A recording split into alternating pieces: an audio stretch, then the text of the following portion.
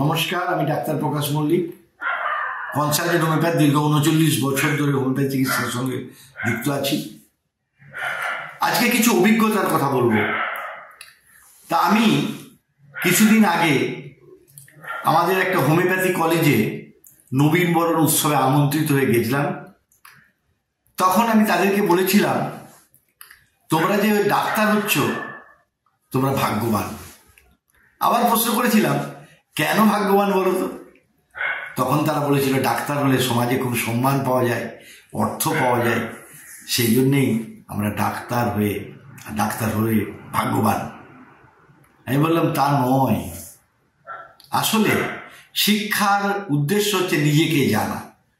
আমরা অন্য মানুষকে এত কাছ থেকে তার গভীর গোপনভাবে জানতে পারি, যার কারণে আমরা কিন্তু নিজেকে চিনতে পারি।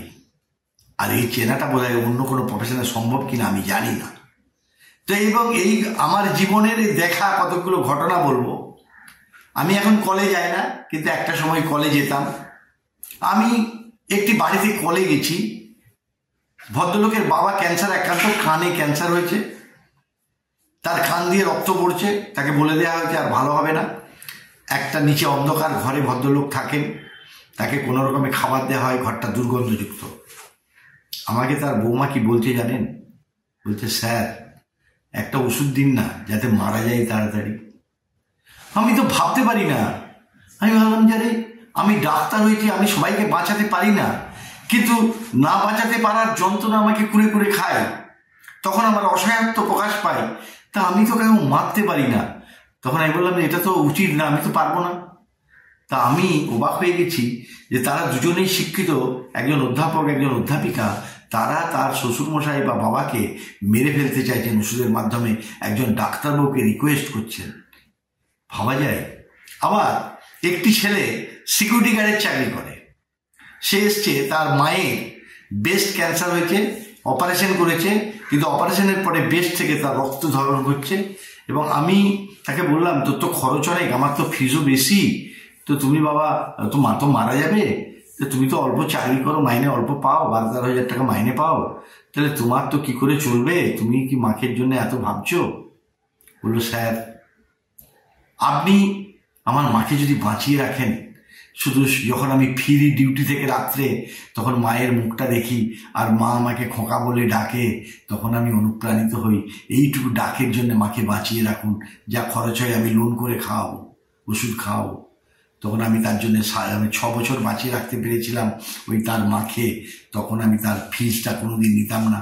আমি তার ওই আন্তরিকতা দেখে, মায়ের প্রতি যে তার এত ভালোবাসা হতে পারে বর্তমান যুগে, তাকে বললাম, তোমাকে কোনোদিন আমাকে ফিস দিতে হবে না। যাই হোক, এরকম একদিকে চাইছে বাবাকে মেরে ফেলতে, একদিকে চাইছে মাকে বাঁচাতে, যা রোজগার কম। এরকম অনেক মানুষ দেখেছি। আবার এমন অনেক দেখেছি, এখন অনেক মহিলা আছেন, সে সন্তান নিতে চায় না। জাপানে শুনেছি, চীনে শুনেছি, তারা নাকি সন্তান নিতে চায় না। অনেক দেশে শুনেছি সন্তান নিতে চায় না, তার জন্য তাদের জনসংখ্যা কমে যাওয়ার কারণে সরকার বলছে যদি সে সন্তান দিতে পারে তার জন্য আলাদা সাবসিডি দেওয়ার ব্যবস্থা আছে। কিন্তু আমাদের দেশে এখনো পর্যন্ত, ভারতবর্ষের শাশ্বত সাংস্কৃতিক চিন্তায় মা হওয়া একটা চরম প্রাপ্তি, এবং মায়ের সেই ডাক শোনার জন্যে ছেলেরা, সেই ছেলের মায়ের ডাক শোনার জন্য সমস্ত তার গর্ভ যন্ত্রণা সহ্য করে। কিন্তু এখন অনেক মহিলারা বাচ্চা চায় না ঝামেলার জন্যে, কিন্তু সে যৌনভাবে সম্ভোগ করে, আনন্দ অনুভব করে, কিন্তু দায়িত্ব নিতে হবে বলে সে কিন্তু সন্তান চায় না। এই মাকেও আমরা দেখছি বর্তমান সময়ে। আবার অনেক সময় অনেকে এত চালাকি করে যে দেরি করে বিয়ে করে, এবং তাতে করে কি হয়, আমরা অনেক সময় বলি যে তুমি বিয়েটা করে নাও, তখন সে বলে, ডাক্তারবাবু আপনি এসব কি কথা বলেন, বিয়ে কেন করতে? আমি বিয়ে করলে আমার লাভ কি? বিয়ে যদি একটা নির্দিষ্ট টাইমের পর হয়, তাহলে বিকলাঙ্গ শিশুর জন্ম হতে পারে। এবার আপনি ভাবতে পারেন যে বিকলাঙ্গ শিশুটা আমার, কিন্তু সে রাষ্ট্রের সম্পদ, যে বিকলাঙ্গ শিশুর জন্ম দেওয়ার অধিকার নেই, এবং বিকলাঙ্গ শিশুর জন্ম যাতে না হয় তার জন্য আমার উপদেশ দেওয়ার প্রয়োজন বলে আমি এটা করে থাকি। তার জন্য অনেকেই দুঃখ পেলেও আমার কিছু করার নেই। আমি চাই আপনারা ভালো থাকুন, আগামী দিন ভালো থাকুন। এবং অনেক সময় অনেকে যদি টেস্ট করতে বলি, সে তখন বলে সে টেস্টটা এখন করলে হবে না, পরে করলে হবে। কিন্তু এলোপ্যাথিক পয়েন্ট অফ ভিউ, যদি কোনো জায়গায় দক্ষিণে আপনি যান, তারা কিন্তু টেস্ট না করে যায়, তখন কিন্তু টাকা নিয়ে যায়।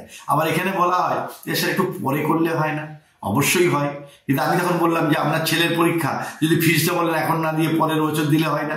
অবশ্যই হয়, কিন্তু পরের বছর পরীক্ষাটা দেবে। তাই আপনাকে তাৎক্ষণিকভাবে আপনি যদি টেস্টটা করেন, এবার অনেক সময় টেস্ট করে দেখা গেল তার কিছু হচ্ছে না, যদিও অনেক ক্ষেত্রেই হয়ে থাকে, তখন বলে স্যার আমার তো কিছু নেই।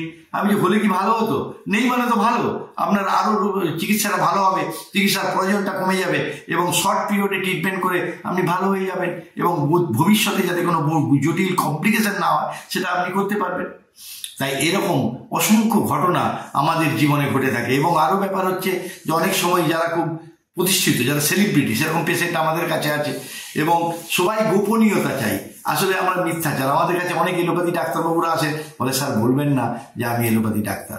তার ছেলে মেয়েদের বলে তারা বুঝে গেছে যে এটাতে সাইড এফেক্ট আছে এবং সেই জন্য তারা হোমিওপ্যাথি করতে আসে, তখন তারা কিন্তু গোপনে আসে। আরও একটা ব্যাপার হচ্ছে যারা খুব ছোট মানুষ, তারা আবার ভাবে, ছোট মানুষ বলতে চাইছে কিছু মনে করবেন না, ছোট মানুষ ছোট ভাবনার মানুষ, তারা ভাবে হোমিওপ্যাথি মানে গরিব লোকেরা খায়, হোমিওপ্যাথি মানে সর্দি কাশির চিকিৎসা হয়, হোমিওপ্যাথি যে জটিল ক্যান্সারের মতো জটিল রোগী। এবং শুধু তাই নয়, যদি আপনি গর্ভবতী অবস্থায় যদি আপনার শিশুকে যদি হোমিওপ্যাথি ট্রিটমেন্ট করেন তাহলে শিশুটা সুস্থ হতে পারে, অটিজমের সম্ভাবনা থেকে কমে যেতে পারে, ডাউন সিনড্রোমের হাত থেকে রক্ষা পেতে পারে এবং জেনেটিক্যাল যত রকম অ্যালার্জিজনিত কারণ আছে সেগুলোও কিন্তু আমার এই দীর্ঘ 39 বছর অভিজ্ঞতায় আমি দেখেছি সেগুলো ভালো হতে পারে।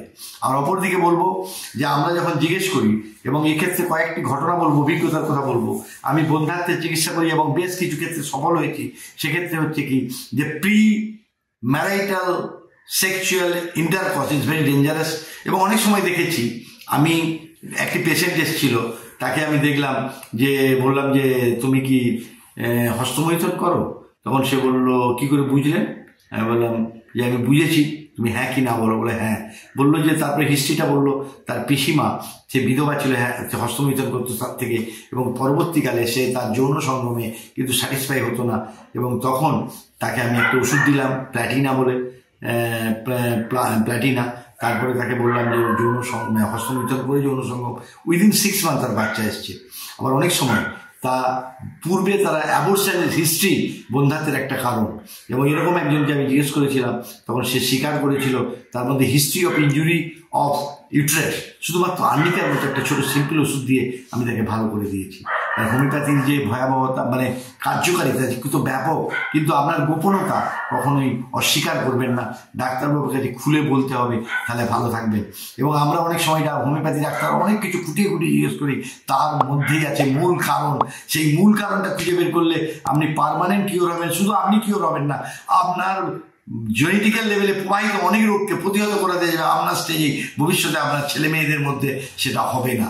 তাই আমার দীর্ঘদিনের অভিজ্ঞতা দেখেছি যে অনেক সময় যে পেশেন্ট তার কথা না বলার কারণে, অনেক পরে বলার কারণে অনেক সময় দেরি হয়ে যায়। তাই আপনি কখনোই মুক্ত মন হয়ে, মুক্ত মনা হয়ে আপনি যদি ডাক্তারবাবুকে খুলে সব কিছু বলেন, 3টে জায়গায় কখনোই গোপনতা করবেন না। সেটা হচ্ছে দর্জির কাছে মাপ দেওয়ার ক্ষেত্রে যদি আপনি একটু এদিক সেদিক করেন তাহলে জামাটি যতদিন থাকবে ততদিন সেটা অস্বস্তির কারণ হবে। উকিলের কাছে যদি খুলে না বলেন তাহলে আপনার শাস্তি অবশ্যম্ভাবী। আর একটি হচ্ছে ডাক্তারের কাছে খুলে না বললে রোগ যন্ত্রণা বাড়তেই থাকবে, যেটা ভালো হবে না। এটাই আমার অভিজ্ঞতা, এবং এই অভিজ্ঞতা থেকে বলতে পারি এরকম অসংখ্য অভিজ্ঞতা আছে যে মানুষের জীবনে কত অভিজ্ঞতা। ওষুধ না খাওয়া, অনেক সময় বলছে আমার ভালো হচ্ছে না, কিন্তু ওষুধটা ঠিক করে খাচ্ছে না, যখন একটু কমে যাচ্ছে তখন সে ঠিক করে খাচ্ছে না। অনেকের ভুল ধারণা হোমিওপ্যাথি মানে এটা একটা দৈব ওষুধ, কিন্তু হোমিওপ্যাথির মধ্যে যে বিজ্ঞান আছে, আমি বারবার বলি যে একজন দুগ্ধপোষ্য শিশু যখন নবজাত শিশু তার পেচ্ছাপ হচ্ছে না, তখন কিন্তু আমরা ওষুধ দিয়ে তাকে ভালো করতে পারি। এবং সেই ছেলেটি কি, সেই নবজাত শিশুটি কি বিশ্বাস আছে? আসলে এখানে বিজ্ঞান আছে। এবং এরকম অনেক ঘটনা আছে, যেমন ধরুন ছোট ছোট ঘটনা, কিন্তু হোমিওপ্যাথি চিকিৎসার মধ্যে কত ভালো রেজাল্ট। যেমন একজন বিয়ে হয়ে শ্বশুর বাড়িতে এসছে, তার লজ্জাজনিত কারণে সে বাথরুম যেতে পারছে না, সকলে দেখছে, সে বাথরুমটা কোথায় জানে না, জিজ্ঞেস করতে পারছে না, সেই জন্য অনেকক্ষণ চেপে আছে। অবশেষে সে পেচ্ছাপ করতে গেছে, কিন্তু তখন দেখি পেচ্ছাপটা হচ্ছে না। পেচ্ছাপটা যখন হচ্ছে না তখন চিন্তায় পড়েছে, তার পরিজনকে বলেছে, তখন আমাদের একটা আর্নিকা অ্যাগোনাইট ওষুধ দিলে তার পেচ্ছাপটা হয়ে যাবে। অর্থাৎ সাডেন অনসেট, এটা সাডেন অনসেট অনেক ক্ষেত্রে হতে পারে।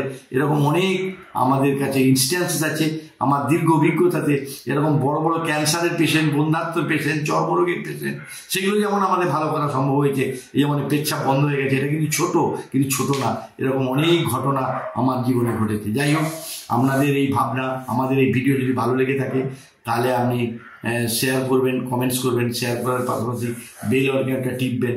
তাহলে আমরা কিন্তু যখনই কোনো ভিডিও করব আপনার কাছে নোটিফিকেশন চলে যাবে, সেগুলো দেখতে পারবেন। সবশেষে বলি, আপনারা ভালো থাকুন, অপরকে ভালো থাকতে সাহায্য করুন। নমস্কার।